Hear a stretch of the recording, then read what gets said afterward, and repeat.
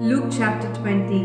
One day, as Jesus was teaching the people in the temple courts and proclaiming the good news, the chief priests and the teachers of the law, together with the elders, came up to him. "Tell us by what authority you are doing this." They said, "Who gave you this authority?" He replied, "I will ask you a question.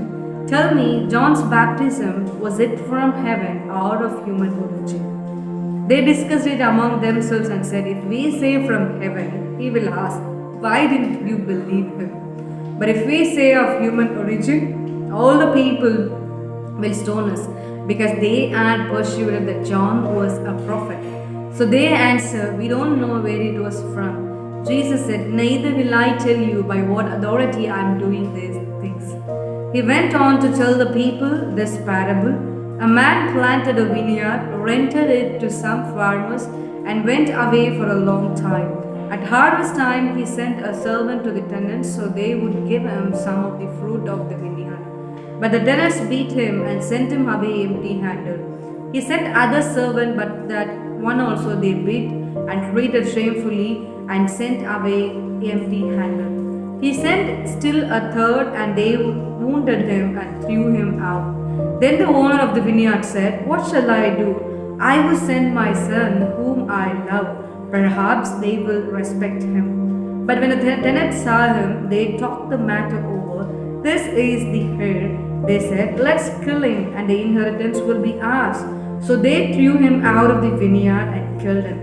What then will be the owner of the vineyard to do them? He will come and kill those tenants and give the vineyard to others. When the people heard this, they said, "God forbid." Jesus looked directly at them and asked, "Then what is the meaning of that which is written? The stone the builders rejected has become the cornerstone. Everyone who falls on that stone will be broken to pieces. Anyone on whom it falls will be crushed." The teachers of the law and the chief priests looked for a way to arrest him immediately, because they knew he had spoken this parable against them. But they were afraid of the people. Keeping a close watch on him, they sent spies who pretended to be sincere. They hoped to catch Jesus in something he said, so that they might hand him over to the power and authority of the governor.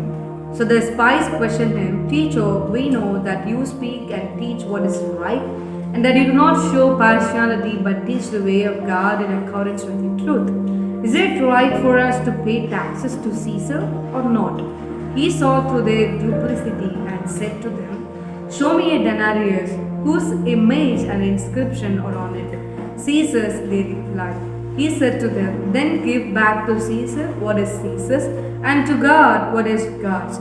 They were unable to trap him in what he had said there in public, and astonished by his answer, they became silent. Some of the Sadducees, who say there is no resurrection, came to Jesus with question. "Teacher," they said, "Moses wrote for us that if a man's brother dies and leaves a wife but no children, the man must marry the widow and raise up offspring for his brother. Now there were 7 brothers. The first one married a woman and died childless. The second and the third married her, and in the same way the 7th died, leaving no children. Finally the woman died too. Now then, at the resurrection, whose wife will she be, since the 7 were married to her?" Jesus replied, "The people of this age marry or given in marriage, but those who are considered worthy of taking part in the age to come and in the resurrection from the dead will neither marry nor be given in marriage, and they can no longer die.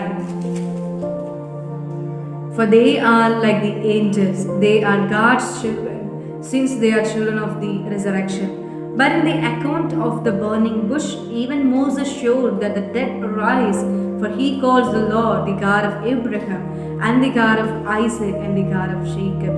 He is not the God of the dead, but of the living, for to him all are alive." Some of the teachers of the law responded, "Well said, teacher," and no one dared to ask him any more questions.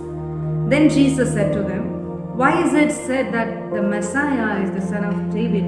David himself declares in the book of Psalms, 'The Lord said to my Lord, sit at my right hand until I make your enemies a footstool for your feet.' David calls him Lord. How then can he be his son?" While all the people were listening, Jesus said to his disciples, "Be aware of the teachers of the law. They like to walk around in flowing robes and love to be greeted with respect in the marketplaces and have the most important seats in the synagogues and the places of honor at banquets. They devour widows' houses and for a show make lengthy prayers. These men will be punished most severely."